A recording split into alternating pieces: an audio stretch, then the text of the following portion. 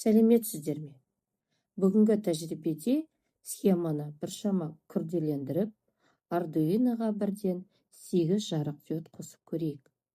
Осы тәжірибе арқылы сіз түрлі жарық эффектілерін жасай аласыз. Сызба көлемдірек әрі қызығырақ.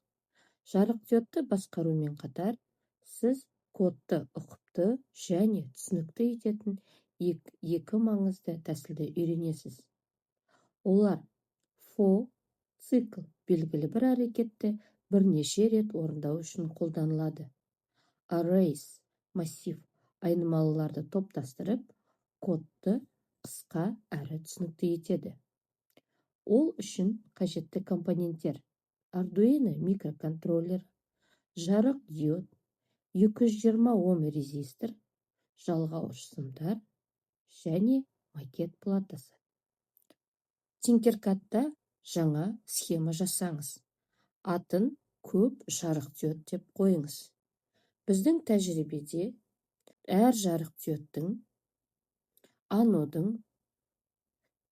екінші, үшінші, төртінші, бесінші, алтыншы, жетінші, сегізінші, тоғызыншы цифрлық пиндеріне қосамыз.